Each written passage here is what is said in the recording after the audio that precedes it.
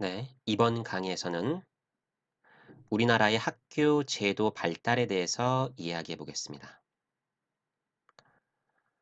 우리나라의 경우 학교 교육은 언제부터 시작이 되었을까요? 네, 맞습니다. 삼국 시대부터 시작되었다는 것이 일반적인 견해입니다. 이 시대에 유교 경전에 의한 문자 교육과 학교 교육이 시작되었습니다. 그럼 우리나라에서 가장 오래된 학교는 무엇일까요?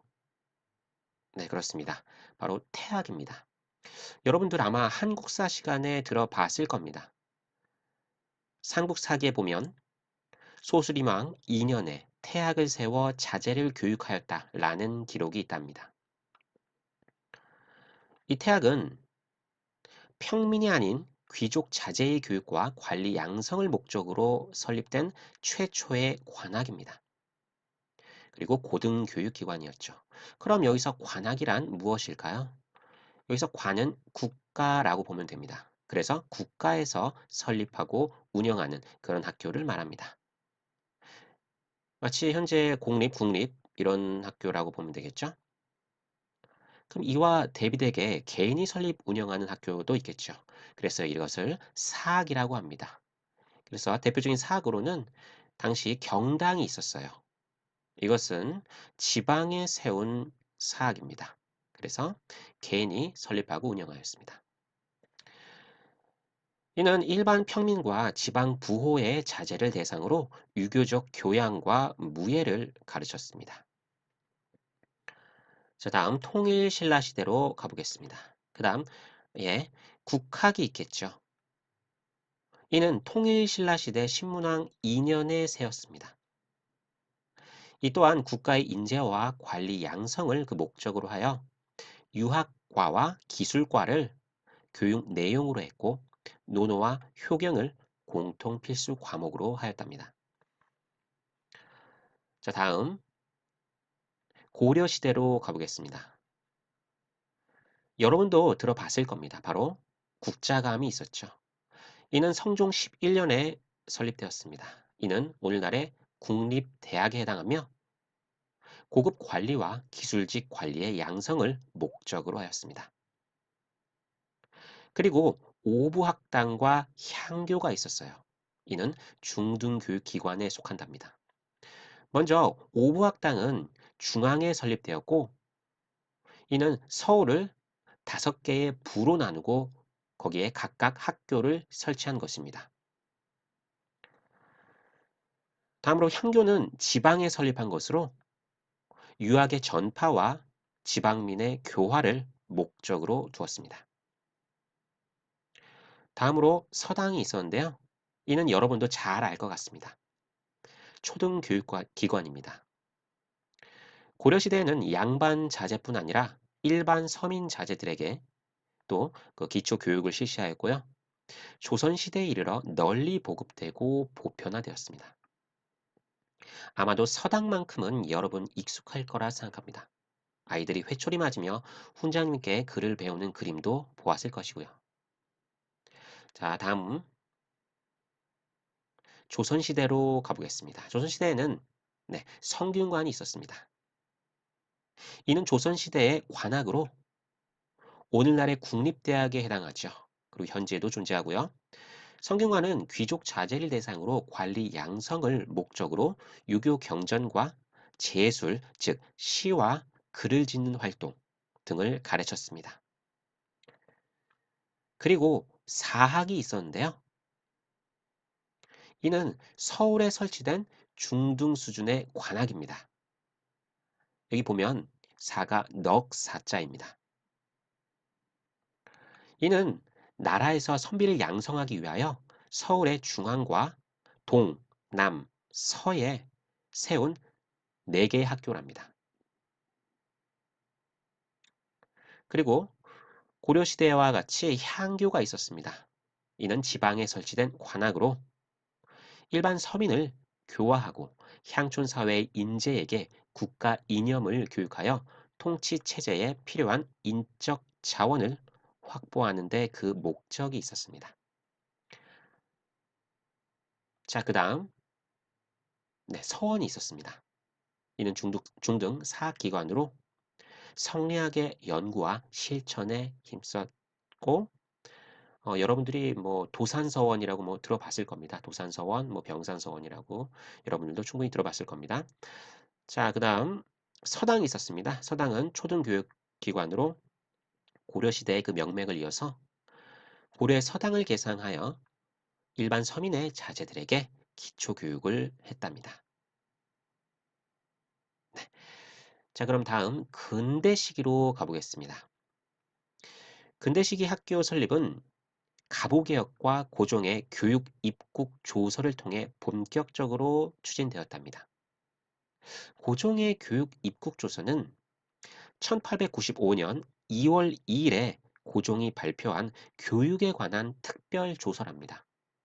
이 내용은 자, 다음과 같습니다. 교육에 의한 입국의 의지를 천명한 것입니다. 입국은 뭐 나라를 세우겠다는 것이죠. 그리고 근대식 학제를 성립시킬 수 있는 기점을 마련하고 구체적 내용으로는 교육은 국가 보존의 근본이며 신교육은 과학적 지식과 신학문과 실용을 추구하는 데 있고 교육의 3대 강령으로서 덕육, 체육, 지육이 있음을 들고 교육 입국의 정신을 들어 학교를 많이 설립하고 인재를 길러내는 것이 곧 국가 중흥과 국가 보전에 직결되는 사실임을 밝혔답니다. 자, 이렇게 해서 교육 입국 조서의 내용도 살펴봤습니다. 자, 그래서 이렇게 근대 학교가 설립되었는데요. 사실 그 이전에 개항이 되고 근대 문물이 수용되면서 유교적 교육을 탈피한 근대적 형태의 교육이 시행되었답니다. 먼저 원산학사라고 하는 것이 있었어요. 이는 함경남도 원산에 세워진 우리나라 최초의 근대적 교육기관이랍니다. 그 배경에 대해서 잠깐 얘기하자면 원사는 1880년 4월 개항과 동시에 일본인 거류지가 만들어졌습니다. 그래서 일본 상인들의 상업 활동이 시작된 곳입니다. 그래서 그곳에 사는 그 지역의 토착민들은 일본 상인의 침투에 대한 대응책을 세워야 할 것을 절감하였겠죠. 이에 그들은 새로운 세대에게 신지식을 교육하여 인재를 양성하고 외국의 도전에 근본적으로 대응하고자 했죠. 그래서 민간에 의해 이러한 목적으로 원산학사가 설립되게 된 것이죠. 교육기관의 역할이 그만큼 크다는 것을 다시금 느끼게 합니다. 또한 동문학과 유경공원이 설립되었습니다. 이는 정부가 세운 영어 교육기관으로 근대적인 학문과 외국어를 가르쳤답니다.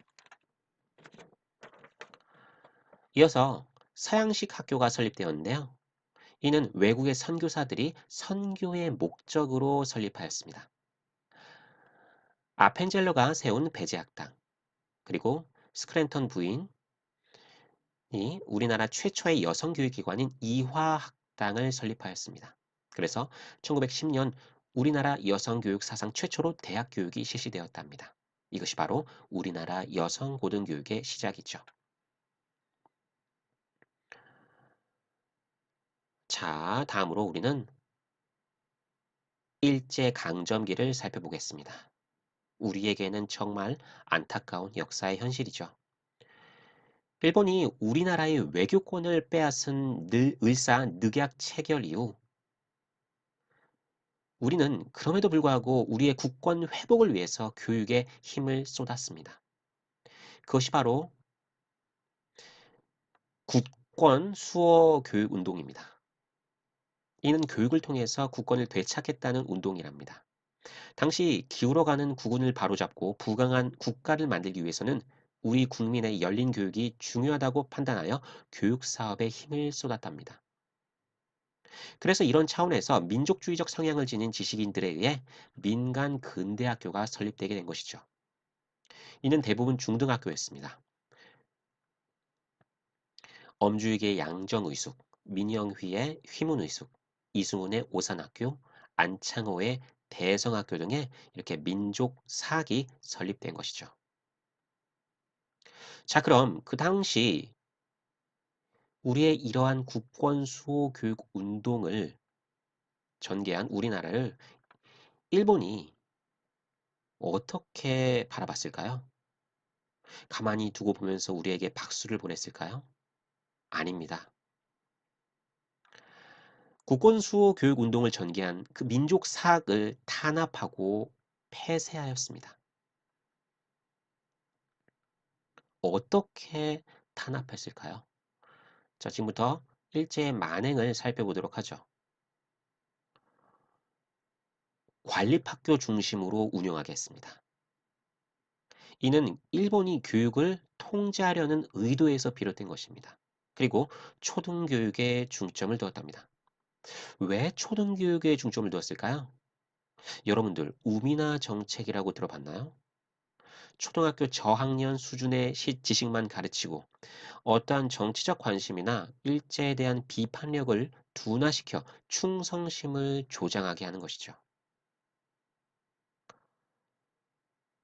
또한 일본어 교육을 강화하고 우리의 말과 역사, 문화를 말살하여 우리 민족을 아예 일본인화하려는 정책을 추진하며 황국 신민화, 다시 말해 우리나라 국민을 일본 천황에 충실한 백성으로 만들려는 민족 말살 정책을 펼쳤답니다.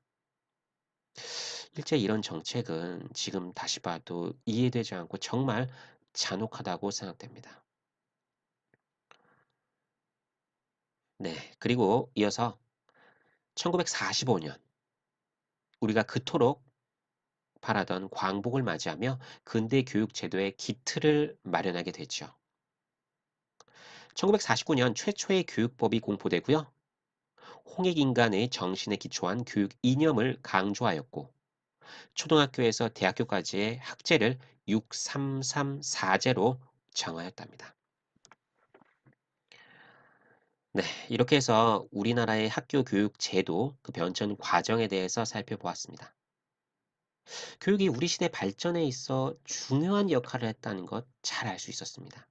특히 일제에 의해 우리나라가 빼앗겨 고통받는 상황에서도 우리 민족의 선각자들은 교육을 통해 다시 국권을 회복하겠다는 그 정신과 실천적 노력 등은 절대 잊지 말아야 할 것입니다. 자, 그럼 마지막으로 국권 수호 교육 운동을 전개한 대표적인 인물인 이승훈, 안창호 선생님의 말씀을 끝으로 이번 시간 마치겠습니다. 예, 수고 많았습니다.